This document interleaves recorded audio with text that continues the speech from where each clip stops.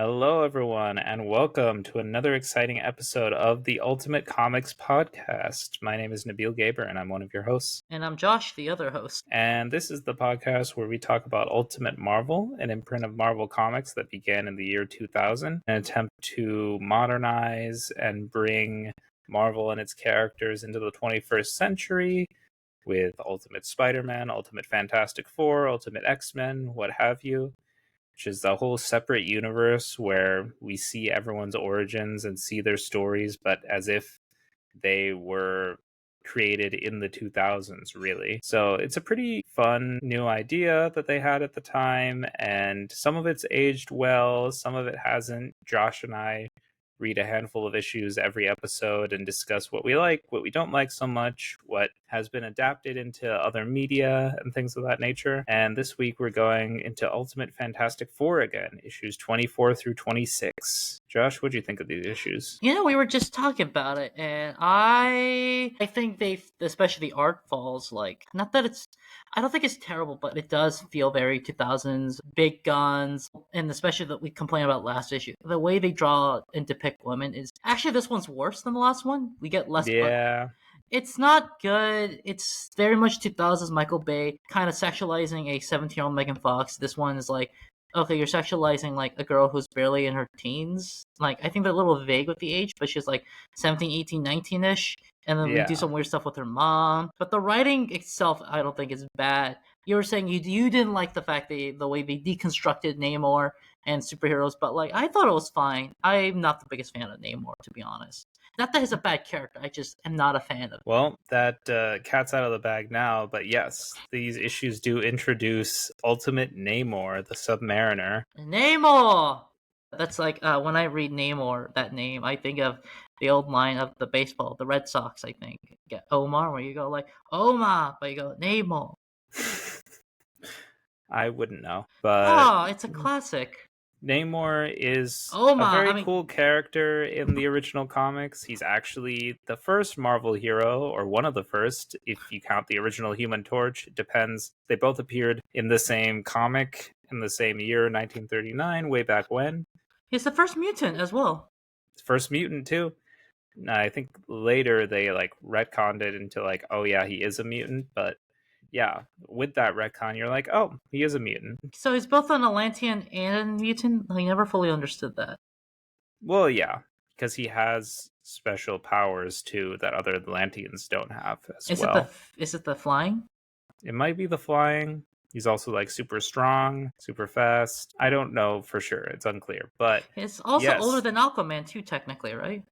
Yeah, a lot of people think Namor is a copycat of Aquaman, but he did appear first. So these issues also cover Sue Storm and Johnny Storm's mother reappearing after the cliffhanger at the end of the last arc, the Marvel Zombies arc, where Dr. Storm returns with their long-lost mother, who Sue and Johnny believed was dead. So this is a fun batch of issues. There's a lot of stuff going on. Why don't we just dive right into it, Josh?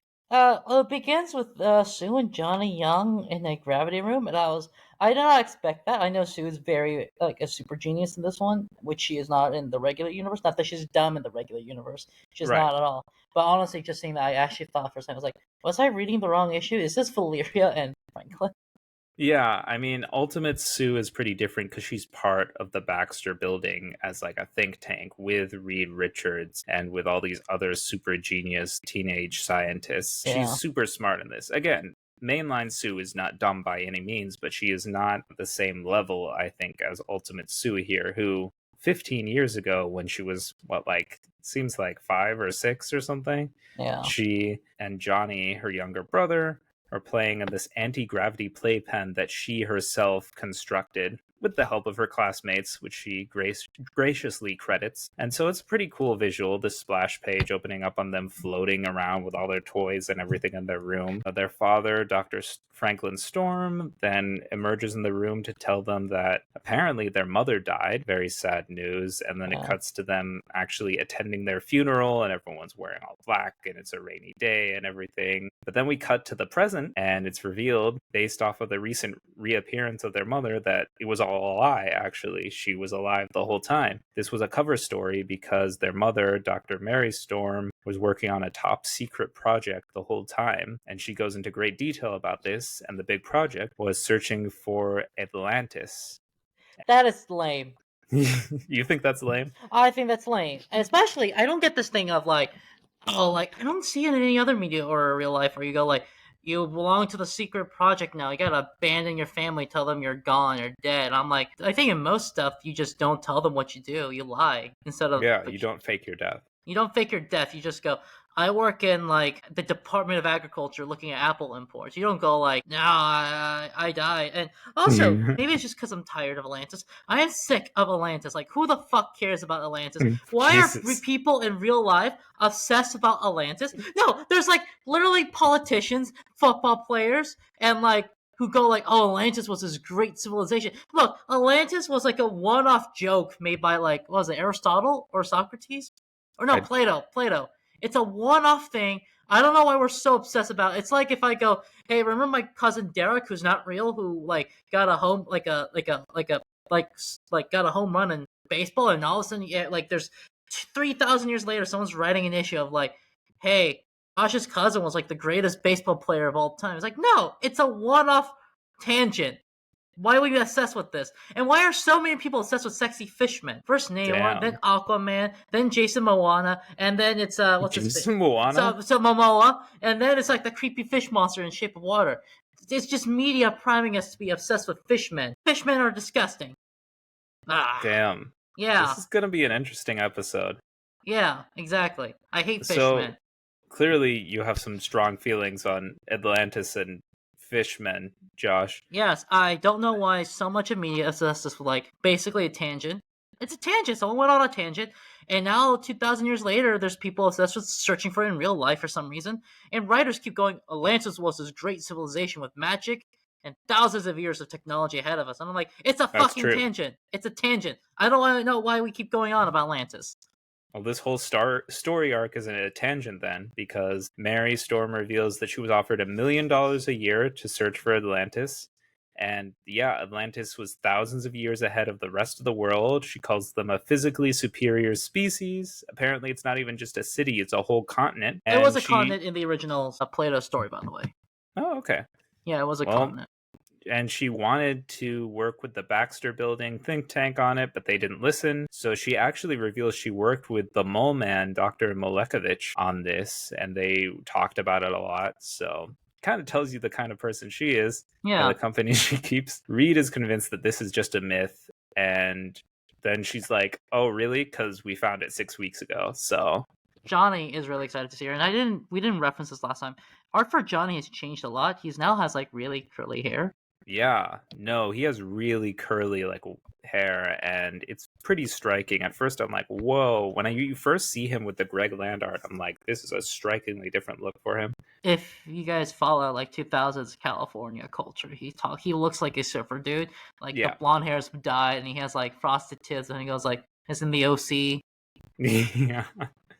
Yeah, dude, California, California. here we come. You know, I have a Anyways, problem with that for show those of too. you who have seen the OC, I have not, but I lived in the OC. I didn't. I I saw a am. bit of it, and my younger sister just loves the theme song for that, which is the main reason why I know about it. Well, we had to sing a variation of the theme song every in as a kid because it's based on a California I don't know if patriotic's the right word, but it's like a patriotic California song like California, here we come, right back where we started from. Exactly. Open up the Golden Gate, na na na na na na na. Oh, that's so wholesome. Oh no, it was an I Love Lucy. Oh, okay. It's not Oh. from I Love Lucy, but there's a scene where they go to California and they all sing in the car, California, here we come. Anyways, we get into the drama between Sue and her parents because Dr. Storm and Dr. Mary Storm try apologizing for all this. Mainly Dr. Storm. Her mom doesn't seem as apologetic about the whole thing. Yeah. But Sue throws a tantrum with her invisible force field powers too, mind you, and breaks all their glasses because they're all drinking tea and stuff around them. Yeah. And it's kind of nice because she's like, I don't blame you, Dad. You're the only one who really cared. So she's pissed at her mom. And I'm kind of glad they avoided the trope of like her being mad at her dad and being like, you lied to me. was like, It's no, her mom would was rather pretend to be dead, I guess, than like raise her kids. Her mom was yeah. the deadbeat here. Yeah, and Johnny is, I don't know, maybe he has mommy issues, but he's like Yeah, Johnny's fine. He's like, yeah. whatever. Yeah. I'm just happy to see my mom. He's just from the OC, man. He smoked a lot of weed. It's just like, whoa, she's back from the dead, man. That's Phenomena. wild. Far out, man. Far out, dude. But yeah, then later the Thing is talking to Reed, and Ben is like, hey, maybe you should talk to Sue about this and show any kind of like interest. And Reed's like, I want to give her space. But I think it's really funny. This is a classic scene of the Thing trying to get Reed to be a little bit more of a quote unquote normal person and be like, hey, maybe show this person that you care about them. Maybe make some effort or give her some attention, which is really sweet. He's a good friend for that. It's a good friend. I think Ben is the most similar to his original-ish Yeah. 616 counterpart. That being said, Ultimate Reed does not really take that advice very well. Also, the zombies are still there, by the way. Yes, because then Reed is on his way to confront the zombies that they have in captivity from the last arc, the zombie Fantastic Four, and they're contained in. It's revealed that Reed in this universe designed the prison to hold the Hulk. And so he's contained the zombies in the same type of prison that he designed for the Hulk. So he's like, you're never getting out of here. Yeah. But And Zombie Reed is like, if you're the smartest one here, we're going to get out of here. I'm We're going just to a make a smarter comeback. version of you. Yeah, and he's like, if you won't even kill us, we'll get out. Yeah. It's just a matter of time. And I'm like, ooh, I'm excited to see the zombie comeback in a future arc. You know, if I had like a super lab and a giant building, I would keep the zombies alive. Yeah. You never know when you're gonna need zombies. Like, what if there's like an angry mob on the street, so you unleash the zombies to scare them away and turn them also into zombies? Release the zombies. Yeah, the crowd will scatter, and actually that might cause a zombie problem, but that's a problem for tomorrow. Yeah, no, that's just a pretty easily foreseen actual consequence there. I was gonna say unforeseen, but you could see that coming from a mile away. You've just unleashed zombies on the world. I love how S.H.I.E.L.D. in this universe, and in governments in real life, and in 616, just have this problem of, like, they're really smart at creating, like, these bioweapons, but they just have no concept of long-term planning. Yeah. Yeah. They really don't. Yeah. They're like, oh, we'll deal with that later. Kind of like Josh. Yeah. Well, to be fair, I work with a couple, like, sci-fi-esque companies with research. They have no concept of long-term planning or legal consequences until, like, they get sued. So. Damn, that's good to hear. I told you about some of it, right? Yeah. Yeah. It's cool, just... until it's not. Yeah. But then Sue is in her room, kind of sulking and looking at a photo of her and her mom. And then she's interrupted by her mom, who's like, hey, do you want to see me? And she's like, I especially don't want to see you. She almost like, be honest, you're not really here for us because you don't really care about us. She was like, the mom goes, yeah, you're right. I don't fuck them kids. Yeah. Because her mom tries to like half-heartedly bond with her, but Sue's like, no, you could have like showed up at any time. Like, what about when we literally were like altered at a genetic level because of our accident that we went through that gave us powers? You never came to see us before, so you clearly need something. Yeah, also, like, you didn't need to ditch us to do your job, just saying. Yeah, and the mom's like, okay, fine, I do need you, because she needs the Fantastic Four to go far underwater. Because of their powers, they're the only ones who can handle the pressure of going that far under the sea, and normal people just can't handle that. And her mom is literally like, yeah, this means more to me than you, your brother, and your father combined. And I'm like, oh my god, you're horrible. She's a dick. Yeah, like, she's a terrible person. I'm like, you suck. Yeah. And surprisingly, Sue actually agrees. She's like, you know what? Fine. But after this, I never want to see you again. Yeah. Well, I don't think that's agreeing as much as she's like, oh, this is important. We'll do it. But not because I love you. Yeah, that's true. Well, yeah, she says it's because, like, oh, well, because I owe you for giving birth to me. And I was like, well, I wouldn't put it that way. I mean, I guess there's some parental duty there. It's like the same line. Look, if we weren't blood related, I wouldn't like you. Yeah. Yeah. So there's that attachment there. That's only natural. No matter how terrible your parents are, I feel like you feel attachment towards them. I mean, I can't speak for everyone. Yeah. I love my parents, and they're actual good people, so I wouldn't know.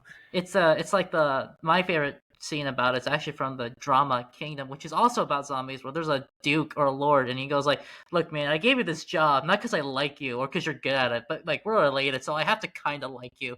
But that's it. Exactly. I have to love you, but I don't really have to like you, and that's kind of it." Exactly. And then everyone is sent into this submarine to go far under the sea to search Atlantis, except for Johnny, because obviously his powers are useless underwater because his powers consist of bursting into flame. Yeah. So, meanwhile, on the ship above water, he's literally just sitting around with his parents and they check in on him and he's watching porn. He's not watching porn, he's watching cheerleaders. Cheerleaders Gone Wild is what it's called. That's not. Okay, that's very pornish, but it's Yeah, cheerleaders. I because think this is a that's Greg Land comic. talking about the 2000s. I remember like that was a thing in the 2000s that even as a kid I knew. It's not a thing now because the guys who did it got their asses sued many times. But like Yeah. where people would just watch college girls gone wild, cheerleaders gone wild, and it was really controversial then, and everyone knew it because it got sued. But that was a thing like 18-year-old boys watched back then. Yeah, it was. Yeah. Greg Land is also a perv. Anyways, Yeah. there's a whole lost civilization when the rest of them go down. So it's like Reed, Sue, and Ben, they go underwater and they find like these pyramids and sphinxes and like it's gorgeous. And they break into this tomb and they find these inscriptions next to the tomb and they find the name Namor written by the Namor. sarcophagus. Yeah. And then all of a sudden, everyone starts panicking and their comms go down. And they're like, what's happening above water? And then it turns out that Namor, there's this big splash page of him headed straight for the ship where Dr. Storm and Mary Storm and Johnny are. And he's pissed. Yeah. The next one starts the cover is like a sexy Sue and Namor cover, the one they always do for 616, but they adapted it and changed it for Ultimate. Yeah, it is a very, very horny cover of the two of them together. I'd be okay with it if it wasn't for the fact Sue is so young. I don't know. Even then, I'm like, dude, like, aren't you in a relationship? Like, what the Oh, fuck? it's not married, I guess. I don't know. They're And not also, married in this universe. Yeah. it's they're also young, and I don't know. People make it seem like superheroes should never get cucked. I don't know. There's Well, nothing they wrong. shouldn't cheat. Yeah, but it happens. It happened to me. I'm sorry, dude. Yeah, with a guy that actually was a lot like Namor, by the way. So I'm all on Reed on this one. He was a fish man. No, but he went by the he was a drug dealer and he went by like an animal code or something. Well, he sounds like an idiot. But yeah, the issue begins with Namor emerging majestically from the water, and the Human Torch immediately just attacks him and does pretty well. He like burns Namor to a crisp. But apparently this just makes Namor angry. And to be fair, there's no indication that Namor was a threat yet, technically, which will be pointed out. That's true, yeah. But there's this really funny moment where Namor literally punches Johnny into a smaller boat, and he's like, oh, geez, I hope this isn't... And then it immediately cuts to a panel of, like, the label on the boat that says of the stuff that says highly flammable, which is so funny. It's, like, cartoonish. He's like, oh, God, I hope it's not... And it is indeed highly flammable. And so the boat just blows up. Namor grabs Johnny and takes him underwater, which is a good strategy, Yeah, Johnny can fly. Well, I think Namor can technically fly too, but you take it underwater where Namor has the advantage because he's a disgusting fish man. Yeah, and also like Johnny can't burst into flame, obviously underwater. I think 616 Johnny definitely can burst into flames underwater because it's just that hot, right? It's so hot he evaporates the water when he bursts into flames underwater. That makes sense. Yeah. But then the other three of the Fantastic Four arrive to save him, so Sue puts her force field around Johnny, and then Reed like literally stretches on top of Namor and covers his face so he can't see, and then Ben is like, yeah, I know, it's clobbering time, and just punches him and knocks him unconscious. And like they return to the boat, and Dr. Storm has a sweet moment with his kids where he's like, never scare me like that again. Yeah. And I'm like, poor Dr. Storm, like, they're the Fantastic Four. They're going to scare the shit out of you because all the situations they get into. Yeah. Namor is also locked up with a device meant for the Hulk. Yeah, and Reed's like, oh, yeah, I made this for the strongest super being on Earth. And I think he might be. Mhm. And I was like, I don't think this is gonna end well. This guy's easily gonna break out, but that's fine. Yeah. Mary Storm goes like, I think this is the last Lantean. Like the others are dead or gone. And Thing goes, they probably moved to Florida. This is so funny. He's like, yeah, they found some condos in Florida, probably. He's from Yancey Street, right? I The love his Thing. little one-liners. The thing is just all of us, I feel like, Yeah. he's just the everyman. Isn't that the stereotype of like old New Yorkers, like from Yancey Street? Is that like after a while, once they get old, they move to Florida and they just buy condos? That's true. Yeah, that is the stereotype. Audience, I will never do that. By the way, I am terrified of Florida because I am terrified of alligators. Man, cut to like 40, 50 years from now when Josh finally moves to Florida. I will not, because Florida has the two things I don't like, which is like stuff that eats people and like unwalkable towns, which is like I don't want. I like towns where you can walk around, and I don't want to live in a state where everyone goes, alligators aren't a threat. But like one did try to eat me when I was a kid, and one did eat my neighbor's dog. And I'm like, that's a sign it's a threat. I'm not going to Florida. Everyone I know has like a horror story about alligators that they insist is not a horror story, and I'm like, that's a horror story. Just me and Florida are like, look, I'm on the West Coast. There's some stuff I like in the East Coast. Florida's on like that part. I'm like, I don't go there. I'll go to everywhere around it, but not Florida itself. Texas is fine. Virginia's fine. North Carolina is fine. South Carolina is fine. Louisiana is fine. But Florida, no, no, no, no, no. I will never go to Florida. Cut to Josh moving to Florida. I literally said no to job offers just because it was in Florida. Just saying. Well, back to the comic. Dr. Mary Storm says, yeah, they have no idea what happened to the other Atlanteans. And then Namor's like, obviously, it was the Lemurians. They wiped us all out. There was an extinction level event, you idiots. And then they're like, you know English?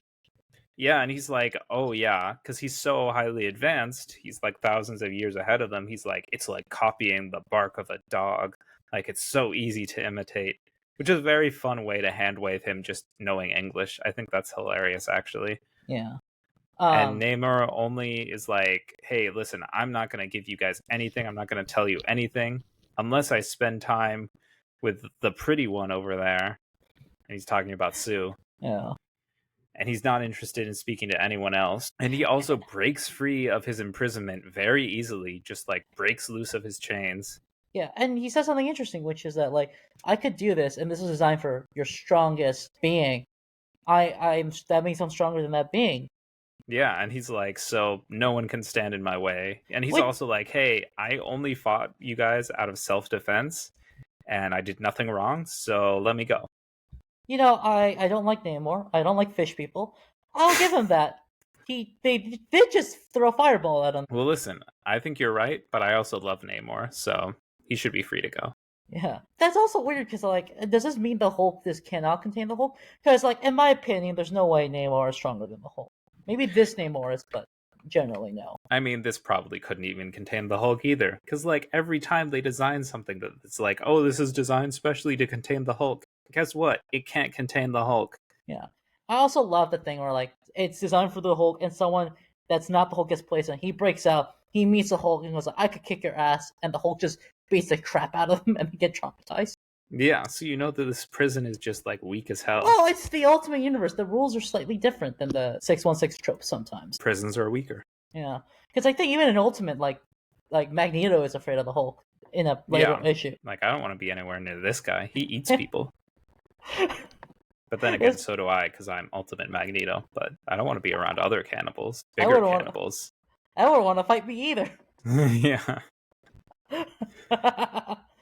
But yeah, after Namor breaks free, I think there's a fun one-liner where the Thing calls him SpongeBob, which is hilarious. But Sue's like, you know what? I'll join you, Namor. And she agrees to accompany him on his journey of the surface world and to like learn any of Atlantis's secrets. And Reed's face in his reaction is so badly illustrated. Like the Greg Land art is so apparent on Reed's face here when he reacts. He's like gaping with his mouth open. He's like, Sue?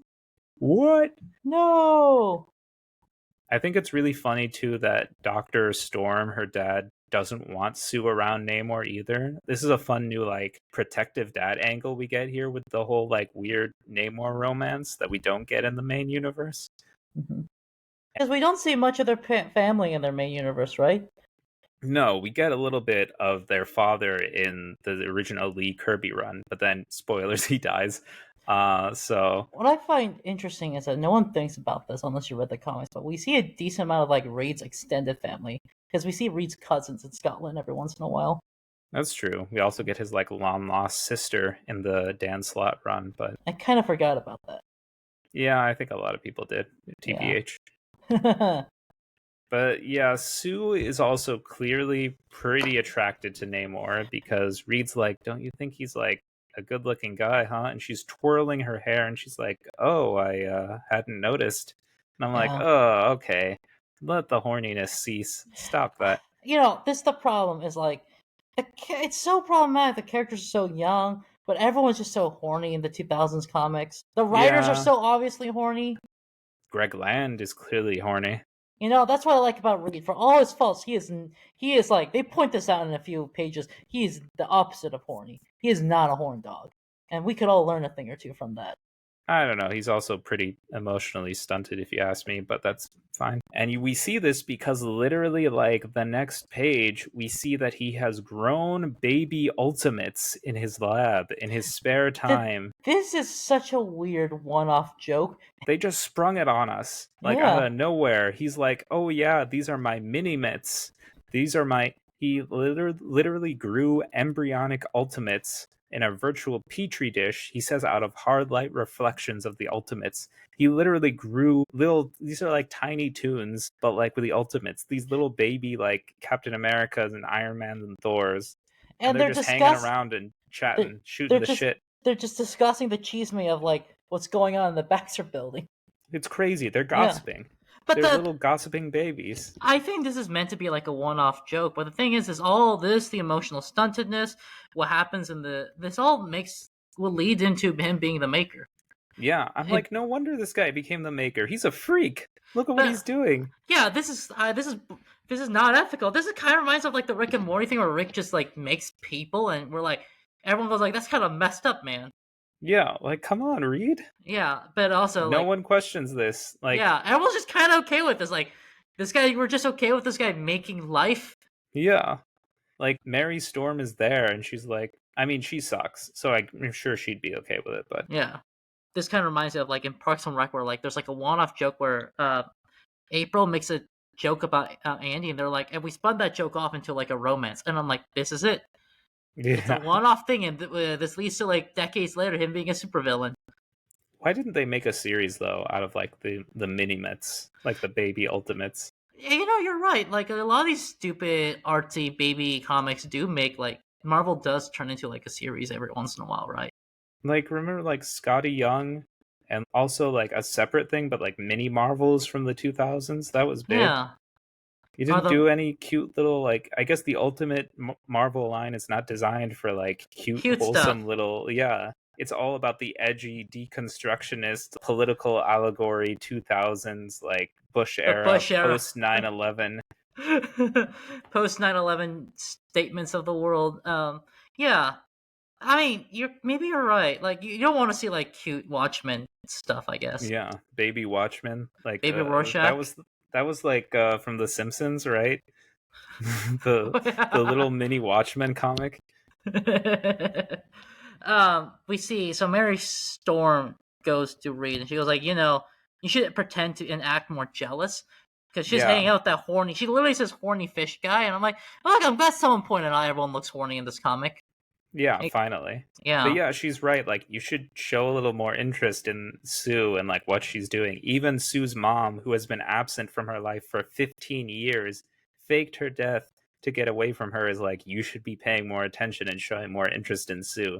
That should be telling him something. uh, she also points out, I need your help with this, and I know you're getting smarter, which is also going to be something that leads to the Maker.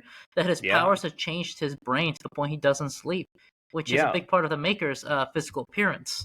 It's crazy. His brain is as flexible as his body. Mm-hmm. And that is a big thing of him becoming a villain eventually and becoming the Maker, is like him manipulating his brain to become so incredibly smart and like sinister and devious. Yeah. But it's a really interesting factoid about him. Yeah. Yeah. Um, So Reed does agree to help Mary. I almost called her Yeah, Mary Sue, but Mary Storm. Um, yeah. She but no, wants she's him to also translate these Atlantean carvings and wants yeah. his help in translating them. She thinks maybe his like mathematical mindset can decode it. I mean, he's done everything else. Why not? Back in Central Park, lovely place. Yes, it is. Yeah, you've been? Never heard of it. Oh, Central Park's only the third largest park in New York City. Wow, only the third? Only the third. There's a bigger one in Staten Island that's under construction, and Brooklyn has the biggest New York City park called Prospect, I think. All right, cool. Yeah, I only know Prospect Cars because there's a song about it in the Newsies. Nice. You Yeah. like Newsies? No, but I've like watched it 3 times. We can Okay. unpack that later. um. So there's some weird stuff. So the Herbies are defense drones designed by Doctor Storm, surprisingly not by Reed, that are like Yeah. defensive bodyguard robots, or like they're like military drones. They're like the stuff you see in. It looks like the drones from RoboCop. The Yeah, it's RoboCops. crazy because Namor and Sue are walking around Central Park, and Doctor Storm has them followed by these huge, buff, jacked robot assistant soldiers, just called Herbies, which is so different from Herbie from the main universe, who's this cute little robot assistant they have in the Baxter building, It's the who came out of the 70s cartoon when he replaced the Human Torch, and he like takes care of their kids and is like just this fun little helper. They have and all sorts of fun comics about him. in the 2000s cartoon, he is a neurotic butler, and in the new movie, he's like an abused robot by Reed. He's a sweet little helper guy. In this, they're like, you know what we should do? This is Ultimate, right? Let's make them bigger, buffer, and more violent. Let's make Well, drones. I mean, this is the Bush era. Everything gets militarized. Yeah, so it's very fitting of the Ultimate line and of the 2000s in general. Namor does like the traditional like historical figure out of time thing. Where everything smells bad here. Yuck. And to be Yeah, fair, I like New York City. a New York lot of City, stuff smells bad there. yeah. My first time in New York City, I absolutely hated it because I was like this. I was in high school and I thought it was the worst smelling place I've ever been to in my life. And I've been to Yeah. garbage dumps before. And my aunt, I kept complaining. My aunt said, who lived in New York City, she was like, in 2001, I showed up to work here every day. After 9/11, smelled like dead bodies for a month, and she said that just to shut Oh, me up. God. Yeah, I was like, That's horrifying. yeah, you don't tell that to a kid. It's like, hey, kid, you know how it smells bad here? And after 9/11, it smelled like dead Yeah. bodies for a Just month. imagine what it smelled like after the Twin Towers went down. Yeah, Jesus Christ. yeah, that's also a dick move to get someone to shut up. It's like just bringing up casually, like Yeah. the worst experience in like most In people's New York lives. history, yeah. Yeah, it's like it smelled like dead bodies for a month when in 2001 when I worked here in this building, and I'm like, yeah, I bet it did smell worse, but it doesn't mean it smells good now. The weird thing about it is like, okay, so the Ultimate Fate, as far as the audience is picking up, their powers are the same, but they're slightly different. Mhm. And Sue's power has like this additional thing where like she's giving off sweet smelling pheromones, which is like Yeah. it's a little. I was kind of like, especially because Johnny and Reed don't have. It's a little sexist because I feel that's such a stereotype you give to female characters. Like, oh, Yeah. part of their power is that they're attractive, and And she's they giving smell us really good. yeah, and I'm like, gets a little gross. And Sue goes like, "Oh, it's an Yeah. evolutionary jump," and I'm like, that makes sense. But then why doesn't Reed or Johnny have it? Yeah, Or do maybe they they all do. smell like cherry blossoms, like Namor points out? Yeah, it's like, oh, I have pheromones to attract men. I'm like, look, it works for poison ivy. It doesn't really work for anyone else because then it gets into weird sexist Yeah. territory for writers. But It's crazy how, yeah, that's a lot of female characters. There are a couple of male characters, but it's mainly like Spider Woman, Poison Ivy. They have these like pheromones that attract like men. yeah, the only guy character I could think of that is from Doctor Who that like Captain Jack Harkness, if anyone watched it back in the day, has that power. Hmm. I can think of like Star Fox of the Eternals and then the Oh, Avengers, oh where he yeah. like manipulates people's emotions. He doesn't have like give off pheromones that make him attracted to you, does he? No, but he manipulates the pleasure center of your brain and makes you feel good. But It's that's kind of different. creepy. Like it's creepy, but that's different. Even Poison Ivy and Spider Woman makes sense because like Poison Ivy's a plant, Spider Woman Hmm. has spider powers, and That's doesn't true. and Shouldn't Spider-Man have that power then? he does have that power, doesn't he? Because when he's with Silk, Well, that's different. That's because they were like bitten by the same spider, and because of the spider totem shit and all that. yeah, but Anyways, they say it's because of the pheromones. And that's awful. And Dan Slott, who wrote that, even regrets putting that in there. So It could have done. I mean, with spiders, it makes sense. Spiders give off pheromones. that's true. Yeah. But anyways, yeah, then Namor is also hitting on Sue because he's like, oh yeah, you've romantically involved yourself with someone who shows little interest in you, just like, he points out that her mom showed her little interest, and now she's involved herself with Reed, who is pretty similar, which is a good point, honestly. Yeah. Sue has mommy issues. Also, she's dressed like Megan Fox from the 2000s Transformers movie, like a Yeah, crop top, open jacket with like the sports bra and everything. maybe a better ones of Megan Fox, because that's the one I know off the top of this problem. Maybe it's Buffy the Vampire Slayer is like a better comparison. Buffy. Tomato potato, like she's dressed like Faith from Buffy. I can see that, but Yeah. it is Buffy. Anyways, yeah, but then Namor starts like coming on to Sue, and she actually says no. She's like, "Get off of me," and like pushes her away with her force field. Yeah. And then he actually gets mad at being rejected and literally like hits her. He backhands her, which is awful. Namor in the Ultimate Universe is kind of an incel. I mean, this is a very exaggerated version of the love triangle, I feel like, from the main universe. I feel it's very similar with the whole Cyclops, Jean, Wolverine love triangle and X-Men versus Ultimate X-Men. I think they play it up a lot more and they exaggerate it a lot more for Ultimate, for the teen drama, I feel like. Maybe, so I don't know if this was on purpose. Maybe it's also the writers going like, someone who hits on like someone else's partner is not a good person. It's probably a low-key a little creepy. Yeah, and so like that drug they dealer. do this. Yes, they do this with Wolverine too, and they do this with Namor, and they make them way worse versions of their characters. Yeah. Because they make them infinitely creepier and grosser than in their original counterparts. Because I will say, I'm not a fan of the Cyclops Jean Wolverine love triangle in the main universe even. That's like one of the few problems I have with Wolverine. I'm not a fan of it with Namor in the main universe, because that's also one of the few problems I have with Namor, is he's always trying to get with someone else's partner. That's his kink. That's his thing. Yeah, we all have a type. We all have a type. But in Ultimate, like, it makes them infinitely more unlikable, I think. Because they get very aggressive with it, and they get a little rapey. Mainline Namor, I don't think would ever like raise his hand to Sue like this, and he would never attack her for rejecting him. Like, he's better than that. 616 Namor's a creep, but not a rapist. Yeah, like he knows that no means no. Yeah. So he backhands Sue, but he destroys the Herbies, and Reed back in the backspin goes like, "Hey, Namor's not a king like we thought. He's a prisoner." And I'm like, I think I know what crime he got locked up for. Yeah, I mean, we're getting a few hints at it. He got Me Too'd Atlantis style. Yeah. Thousands of years ago, because they were thousands of years ahead of us. Yeah. They had already created the Me Too movement before it even existed here. I was gonna say, if they didn't have like Twitter or like internet, maybe it's like he's like, instead of like Twitter is like, this guy's canceled, you just see like a column and it's like, Namor avoid canceled. Yeah. Everyone's like, oh yeah, isn't it a shame what happened with Namor? Yeah, I can't watch any of his stuff anymore. I can't look at his picture anymore. Because you told me he was a Hollywood producer for a bit in 616. Yeah, like, I can't watch any more of Namor's movies. It feels wrong. For all the faults of Ultimate Namor, it does resolve the thing where like Sue in 616 is occasionally tempted to Namor. In this one, she was a little, but she quickly goes like, nah, he's a dick. Fuck off, yeah. Yeah, he's a monster. And like, yeah, the next issue then is a giant fight that erupts because this guy can't handle being rejected. Yeah. I was gonna say, doesn't he slap Ben too? Yeah, because it opens on the Thing being flown like hundreds of feet away, and he lands on the street in New York, and he's like, ooh, I have to tell Johnny to avoid his left hook. And then it cuts to Johnny being hit by Namor's left hook and being knocked down, which is very funny.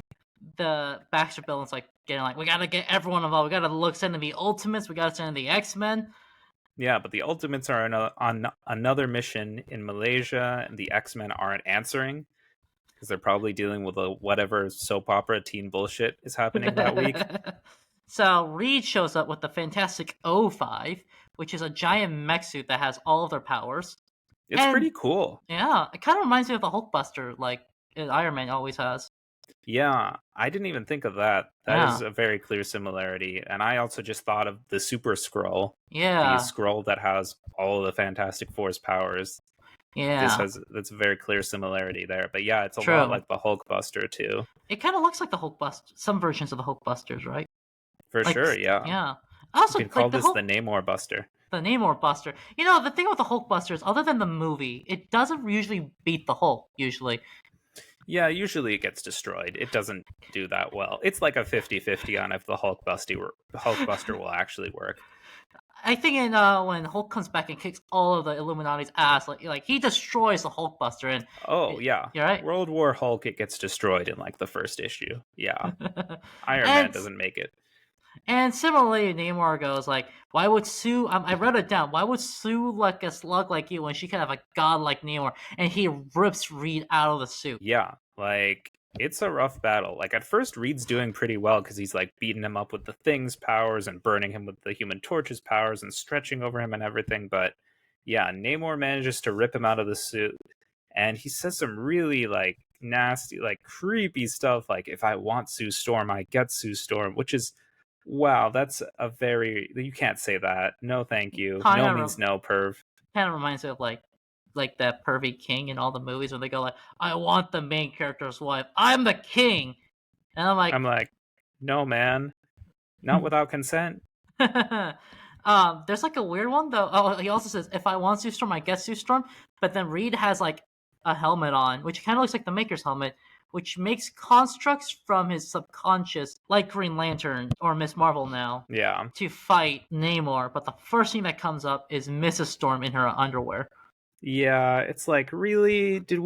Was this necessary for the like 2 second gag of showing us Mary Storm, Sue's mom, in her underwear? Yeah. Or was this just an excuse to get Greg Land to draw a woman in her underwear? Maybe he was like, "I want to try a woman in underwear," and they're like, "You can't do Sue Storm. She's too young. It's already." And they're like, "Here's a consenting adult, kind of." Or maybe he was But like, I want to draw a MILF. I don't know. But it's just so gratuitous. And like, I roll my eyes. I'm like, really? even the writers know because they're like, "Hey, man, you got to knock that off. Change it." Yeah. Unless it's revealing that Reed has some attraction to Sue's mom, which you do see. Not Reed, but like some characters have in various media. Is like they're attracted to both this girl and her mom. Yeah, I feel like it says this is from his subconscious, so maybe at least on that level he's attracted to her. Yeah, But it's like, come on, man. yeah. She calls But him a dirty little snot. yeah, because he is for that. Yeah, And and I'm mainly calling Mark Millar and Greg Land dirty little snots for this. But yeah, he actually does use this device to create something useful with his conscious thoughts, which are he creates like hard light projections of Spider-Man, the Ultimates, and Wolverine too. Greg Land was also like, I just want to draw the most popular Marvel heroes. I like the fact he sent Ant Man and not Giant Man, and he shows up with the ants. Yeah, that's really funny. Yeah, I like Ant Man for all his faults. I think shrinking and controlling insects is an underrated power. It's cool. Yeah, And I love the original like Jack Kirby issues of Ant-Man back in the 60s. I thought those were so cool and creative. yeah, I love that. To promote it, Mike Douglas just rapped about ants or chanted about ants over and over again until we Yeah, got he and annoyed. Paul Rudd were just ham boning while Douglas just went ants. Yeah, And Paul Rudd was like, Ant-Man. you see, because Paul Rudd's goofy, you expect it. You don't expect Michael Douglas to be goofy about it, That's which makes it fair. funny. Yeah. Yeah, That makes it even better. greed is good, and ants, Money never sleeps. and neither do ants. But yeah, Dr. Storm is on the line with Reed and he's like, your helmet is taking so much energy and you've literally used like half of the Eastern Seaboard's power because you've been draining so much power with that helmet. And we're gonna cause like a nuclear meltdown. He's gonna do a Chernobyl just because of like. Does the helmet even connect it to like? Is it even wired up? I don't know, man. I Yeah, think, yeah, it must be wireless at this point, which is even crazier. because then like it shouldn't be taking power, but they're like and so Doctor Storm remotely shuts down the helmet. Which So sucks because Reed was like, no, I got this, I got him. But mhm. yeah, he gets shut down. And then Namor attacks Reed and is like about to start torturing him. But luckily, Sue pushes him away with her force field. and then traps him in a giant force field with Johnny. And Johnny uses his flame as the Human Torch to ignite like a massive flame, like annihilating Namor. And then he's like, all right, you're up then. And the Thing just throws a bus on top of him. So it's a big 1-2 punch there. That's very fun. Yeah. And we also get another Megan Fox shot. Of course. Yeah. Why not? It's a very problematic, horny comic. It is. That's the problem with horn dogs. You let them in and they just ruin stuff. In this case, I will agree with you. Thank you. In this one time. Whoa. But yeah, Namor still refuses to surrender. He summons a tidal wave to attack them. And there's like a giant water construct of like Poseidon, I think. Yeah, it's literally like King Triton or Poseidon or whoever you want it to be, with a giant trident, and he's like about to destroy New York City pretty much. And he threatens the whole human race in the surface world to suffer the same fate as Atlantis, unless Sue kisses him. But like he goes like, it can't just be like a kiss, it has to be like a full-on makeout session she enjoys, because he goes like, or else it doesn't. Ugh, he goes like, so creepy and weird, Namor, don't do that. And he goes like, if she doesn't mean it, but like I'm still gonna like do my thing. Yeah, he's like, she has to mean it. Everyone goes nasty. Like, this is like, we're not doing this. Sue goes, fine. Yeah, Sue's like, you know what? If that's all it takes, I don't care. As long as it gets you to leave and stop threatening humanity, it's not even a negotiation. I'll do it. Whatever. Yeah, and Namor makes Reed watch, and he goes like, oh yeah, she meant it. Yeah, it's nasty. I've seen this reposted on Reddit so many times because everyone's like, no wonder Reed became the Maker. There's this whole panel of the Thing and the Human Torch holding him back while he watches Sue passionately making out with Namor. And like, he just flies off. Yeah, and then he just leaves. And with a massive, stupid grin on his face. It's so dumb. It's so dumb. This Namor's creepy. But also, like, I don't blame Reed. It's happened to me. Doesn't feel good. Yeah, no wonder he became a villain. Yeah, I wanted to become a villain. But it's like that panel from Daredevil when he crossed over with Spider-Man and he's like making out with Black Cat on the roof, and Spider-Man sees them and he's like, I think this might be my supervillain origin. Yeah. Well, I totally get it. Happened to me. It's like that quote. It's like, it just hurts, man. Anyways. But then we cut to Sue in her room and her mom visits and is like, hey, like, I'm really proud of you and the woman you've become, and I'm sorry I didn't get to know you. She's like, Johnny, I am proud of, but you I'm especially proud of, is what I find really funny. She's like, you've become a great, remarkable young woman. And then Sue is like, well, if you stick around, maybe we can get to know each other. But her mom's like, no, I got work. I got work to do. I got to meet with the head of my new company. I got to start looking into like the Atlantean like transcriptions and the tombs, and like we got to start like fighting the UN to make sure that we have the exclusive rights to this and all that stuff. So she's a pretty corporate person. Yeah, exactly. But at least she said she's proud of her daughter. Yeah. And then Sue goes, is like the new owner Victor Von Dam? Because I just have a bad feeling about that it is. And she goes, no, it's not. And she turns around to the same tattoo that Dr. Doom gave everyone. As she leaves, she has that same stupid tattoo on her back that Victor Van Dam had on all of the residents of his Danish commune in Copenhagen. Yeah. I'm like, oh, Sue, how did you not see that? I think she did see that, which is why she asked. Like, that's crazy. So now you have Victor Van Dam, Dr. Doom himself, with like exclusive rights to these Atlantean tombs. I can't see this backfiring. But yeah, that wraps up our issues. Yeah, interesting take on Namor. Not Omar. Namor. Yeah, there are some things that I like, things that I thought were interesting, things I really didn't like. He was way too creepy and like rapey towards Sue. I think also the idea that he wasn't a king and he was actually a prisoner is an interesting twist, but it's very much of the time of the 2000s. Like, we have to deconstruct these characters and introduce new twists. Like, what if he was never really a king? Yeah. I mean, I guess he's a king now by default. Yeah, I guess so, because he has no kingdom. He's the last survivor. Yeah. As far as we know. But it's the same thing of like Thor. What if he was a little more ambiguous and maybe he's not a god, but maybe he is? It's that similar type of vibes. Kind of works for Thor, though. Namor, I mean, Namor is a little weirder in this one. That's true, yeah. Yeah. This one, it's like, oh, he's actually evil, and he's like straight up a villain. I guess to be fair, you don't like these love triangles, and this one it just makes it less of a love triangle because you just go, no, she's not into this guy. He's a creep. But she will passionately kiss him in order to save the world. To be fair, that's like a sacrifice we all have to make to save the world.